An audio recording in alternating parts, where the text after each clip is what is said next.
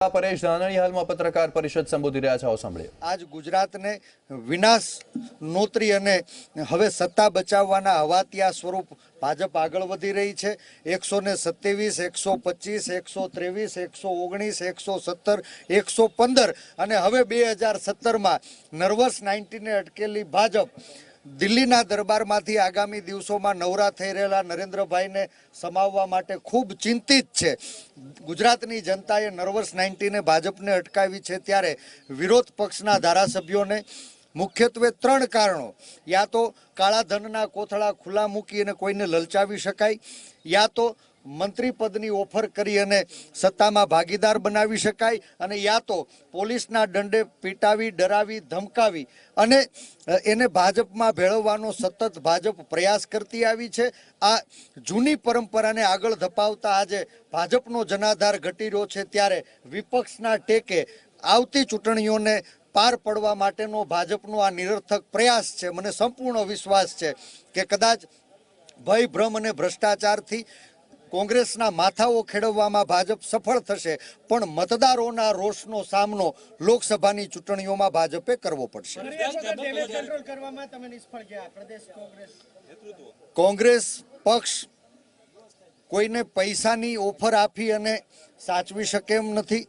કોંગ્રેસ પક્ષ કોઈને મંત્રી પદની લાલચ આપી અને ટકાવી શકે એમ નથી। કોંગ્રેસ પક્ષ સરકારી મશીનરીના દુરુપયોગથી કોઈને ડરાવી ધમકાવી શકે એમ નથી, અને આવી અનૈતિક રીતોથી શાસન સંભાળવા કરતાં 100 વર્ષ સુધી વિરોધ પક્ષમાં રહેવું મંજૂર છે। મને સંપૂર્ણ વિશ્વાસ છે કે આવતા દિવસોમાં ગુજરાતની જનતા કમળને કચડી ભારતીય જનતા પાર્ટીના ભૂકા કાઢી નાખશે। સમગ્ર ગુજરાતની અંદર ફરી પાછો તિરંગો લહેરાશે।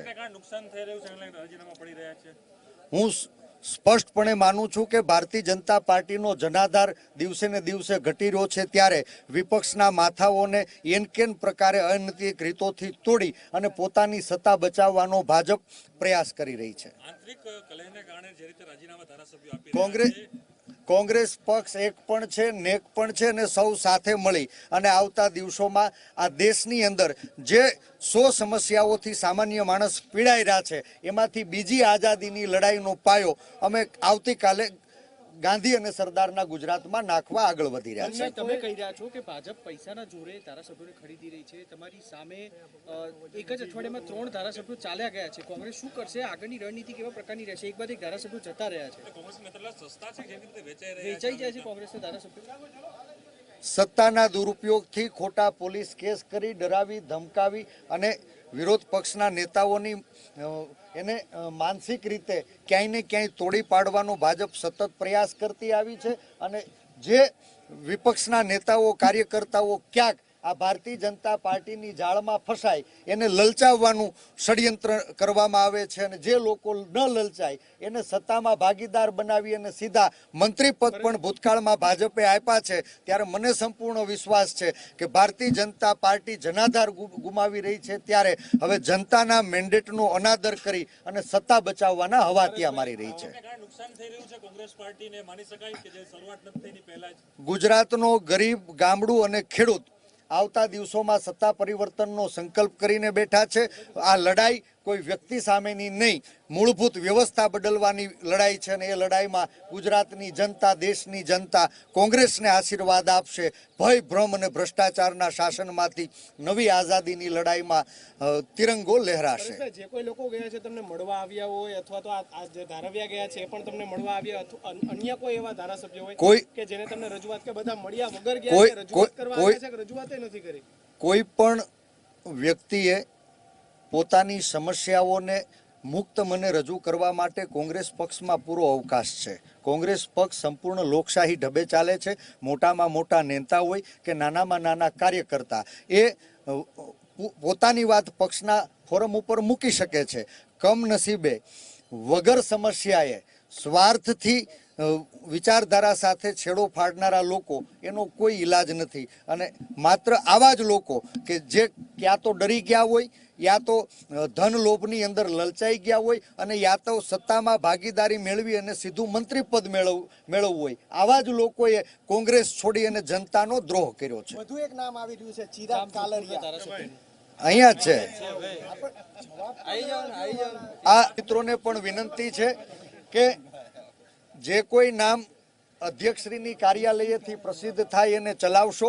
આ ભારતીય જનતા પાર્ટી વિરોધ પક્ષના ધારાસભ્યોની અંદર ખોટા નામ ચલાવી અને એની વિશ્વસનીયતાને હણવાનો નિરર્થક પ્રયાસ કરી રહી છે. વિધાનસભા કોંગ્રેસ પક્ષના બધા જ કાર્યકર્તાઓ પર મને સંપૂર્ણ વિશ્વાસ છે કે જે લોકોની સમસ્યાઓ માટે લડવા માંગતા હશે, ગરીબની વાત કરવા માંગતા હશે, ખેડૂતો માટે થઈને લડાઈનો મોરચો સંભાળવા માંગતા હશે, ગામડાઓના વિકાસની ચિંતા કરતા હશે, એ કદાપી ભારતીય જનતા પાર્ટીની અંદર નહીં જોડાય. જે લોકોએ યા તો ધનની લાલચ હશે, યા તો મંત્રી બનવું હશે અને ક્યાં પોલીસના દંડે પીટાઈ, ડરાઈ, ધમકાઈ અને ભાજપના શરણે માથું ઝુકાવવાનું હશે, આવા જ લોકો ભારતીય જનતા પાર્ટીનો પાલવ પકડશે. મને સંપૂર્ણ વિશ્વાસ છે કે ભાજપ ગમે એટલા માથા ખેડવે પણ મતદારોના રોષનો સામનો આવતી ચૂંટણીઓમાં ભાજપે કરવા જ તૈયાર રહેવું પડશે. ધન્યવાદ ધન્યવાદ ધન્યવાદ. તો વિપક્ષ નેતા પરેશ ધાનાણીએ પ્રતિક્રિયા આપી છે અને તેમણે કહ્યું છે કે ભારતીય જનતા પાર્ટી ડરાવી, ધમકાવી અને લલચાવીને તેમના ધારાસભ્યોને પોતાના પક્ષમાં લઈ જઈ રહી છે અને ધારાસભ્યો પાસે રાજીનામું અપાવડાવી રહી છે, પરંતુ વિપક્ષને નબળો પાડીને ભારતીય જનતા પાર્ટી જીતી નહીં શકે અને આવનાર લોકસભા ચૂંટણીમાં સારામાં સારા પ્રદર્શનનો વિશ્વાસ વ્યક્ત કર્યો છે પરેશ ધાનાણીએ. વિપક્ષ નેતા